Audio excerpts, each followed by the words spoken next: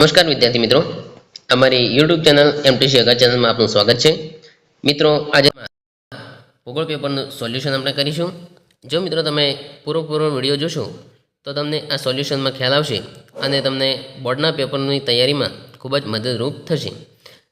જો મિત્રો તમે ચેનલમાં નવા હોય અને હજુ સુધી ચેનલને સબસ્ક્રાઈબ ન કરી હોય તો ચેનલને સબસ્ક્રાઈબ કરવા વિનંતી, જેથી તમને અહીં બોર્ડની પરીક્ષાના તમામ પેપર મળી રહે. મિત્રો, હવે વધુ સમય ન લેતા પેપરનું સોલ્યુશન આપણે જોઈશું. વિભાગ એ. નીચે આપેલા 1 થી 20 પ્રશ્નોના આપેલા વિકલ્પોમાંથી યોગ્ય વિકલ્પ પસંદ કરી ઉત્તર લખો. દરેકનો એક ગુણ રહેશે. 1. નીચેનામાંથી કયું તત્વ પ્રાકૃતિક પર્યાવરણનું નથી? જવાબ આવશે સી, પરિવહન. નંબર 2. દેશમાં સૌથી વધુ સાક્ષરતા ધરાવતું રાજ્ય? જવાબ આવશે ડી, કેરળ. નંબર 3. મલેશિયાના કયા લોકો પ્રાથમિક પ્રવૃત્તિ કરે છે? જવાબ આવશે સી, સેમાન. નંબર 4. ઔદ્યોગિક ક્રાંતિની શરૂઆત કયા ખંડમાં થઈ હતી? જવાબ આવશે સી, યુરોપ. 5. ઇન્ટરનેટની સેવામાં કયા પ્રકારની પ્રવૃત્તિ ગણાય છે? જવાબ આવશે બી, તૃતીયક. નંબર 6. ભારતમાં સૌપ્રથમ રેલવેની શરૂઆત કયા વર્ષમાં થઈ? જવાબ આવશે બી, 1853. નંબર 7. વિશ્વની સૌથી લાંબી પાઇપલાઇન કઈ? જવાબ આવશે એ, કોમેકોન. નંબર 8. ભારતમાં પ્રથમ બોલતી શ્વેત શ્યામ ફિલ્મ કઈ હતી? જવાબ આવશે એ, આલમ આરા. નંબર 9. ભારતે આર્યભટ્ટ ઉપગ્રહ ક્યારે પ્રક્ષેપિત કર્યો? જવાબ આવશે બી, 1975. 10. નીચેનામાંથી કયો દેશ સાર્ક સભ્ય નથી? જવાબ આવશે સી, ચીન. 11. માછીમારી કરતા લોકોની વસાહત કઈ પ્રણાલી ધરાવે છે? જવાબ આવશે ડી, ચક્રીય. 12. ભારતમાં શહેર માટે વસ્તીનો માપદંડ કેટલો? જવાબ આવશે સી, 5000. 13. એન્ટાર્કટિકા ખંડની માલિકી કોની ગણાય છે? જવાબ આવશે સી, વૈશ્વી. નંબર 14. અમૂલ ડેરી કયા શહેરમાં આવેલી છે? જવાબ આવશે સી, આણંદ. 15. તેજાબી વરસાદ માટે જવાબદાર ખાલી જગ્યા? જવાબ આવશે એ, સલ્ફર ડાયોક્સાઇડની ઊંચી માત્રા. 16. ગરીબી દેશની વિકાસ યાત્રાને ખાલી જગ્યા? જવાબ આવશે બી, મંદ બનાવે છે. 17. નીચે આપેલી વિગતોમાં કુદરતી તત્વ કયું? જવાબ આવશે ડી, પાવાગઢ ડુંગર. 18. નીચે આપેલી માહિતીમાં કયું તત્વ સાંસ્કૃતિક નથી? જવાબ આવશે એ, ગ્રેનાઇટ. 19. સમમૂલ્ય રેખા પદ્ધતિમાં શું દર્શાવી શકાય? જવાબ આવશે સી, તાપમાનનું વિતરણ. 20. જીપીએસ પ્રણાલી વિકસાવનાર દેશ કયો છે? જવાબ આવશે સી, USA. મિત્રો, વિભાગ બી જોઈશું. નીચે આપેલા 21 થી 30 પ્રશ્નોના ઉત્તર એક વાક્યમાં આપો. દરેકનો એક ગુણ. વિભાગ બીમાં 10 પ્રશ્ન રહેશે અને 10 ગુણ. દરેકને એક વાક્યમાં જવાબ આપવાના રહેશે. 21.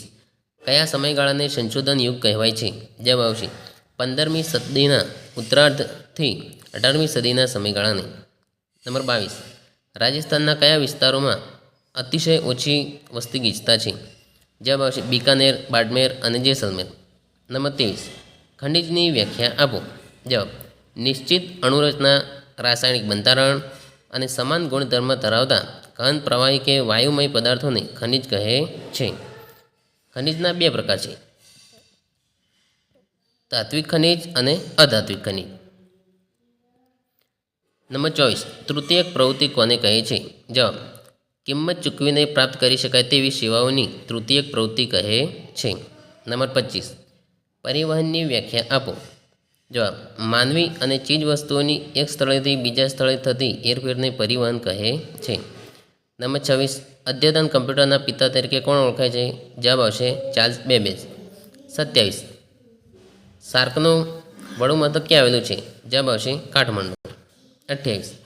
વસાહતના 2 મુખ્ય પ્રકારો કયા છે? જવાબ આવશે 1 ગ્રામ્ય વસાહત અને બીજી શહેરી વસાહત. 29. વિરલ સંસાધનોની વ્યાખ્યા આપો.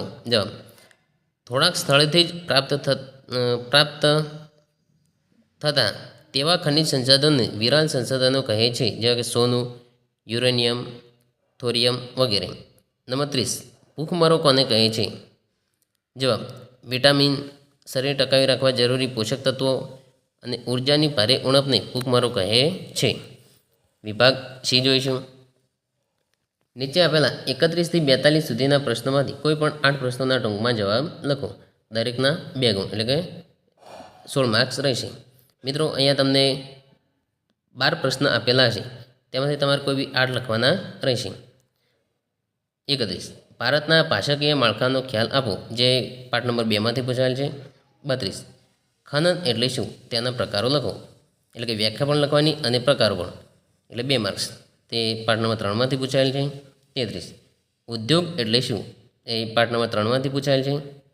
34. ઇન્ફોર્મેશન ટેકનોલોજીનો અર્થ શું છે, જે પાઠ નંબર 4માંથી પૂછાયેલ છે. 35. શહેરી વસાહતના માપદંડ જણાવો, જે પાઠ નંબર 8માંથી પૂછાયેલ છે. 36. શહેરીકરણની સમસ્યાઓ જણાવો, જે પાઠ નંબર 8માંથી પૂછાયેલ છે. 37. સંસાધન એટલે શું, પાઠ નંબર 9માંથી પૂછાયેલ છે. 38. પ્રવાહ આલેખની લાક્ષણિકતા જણાવો, જે પાઠ નંબર 12માંથી પૂછાયેલ છે. 39. સમમૂલ્ય પદ્ધતિ માહિતીનું કયું લક્ષણ દર્શાવે છે, પાઠ નંબર 12માંથી પૂછાયેલ છે. 40. કયા પ્રકારના આલેખોમાં રંગોનો ઉપયોગ વધુ અસરકારક બને, જે પાઠ નંબર 12માંથી પૂછાયેલ છે. 41. કમ્પ્યુટરમાં આવતા હાર્ડવેરમાં કયા ઉપકરણોનો સમાવેશ થાય છે, જે પાઠ નંબર 13માંથી પૂછાયેલ છે. નંબર 42. GISનો ટૂંકમાં પરિચય આપો, એ પાઠ નંબર 13માંથી પૂછાયેલ છે. મિત્રો, વિભાગ ડી જોઈશું. નીચે આપેલ 43 થી 54 સુધીના પ્રશ્નોમાંથી કોઈ પણ 8 પ્રશ્નોના ઉત્તર મુદ્દાસર આપો, દરેકના 3 ગુણ, એટલે કે 24 માર્કનો આ વિભાગ ડી રહેશે.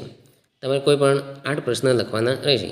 તો મિત્રો, અહીંયા તમે 43 થી 54 સુધી પ્રશ્નો જોઈ શકો છો કે તે કયા પાઠમાંથી પૂછાયેલા છે અને કેવા પ્રશ્નો પૂછાય છે.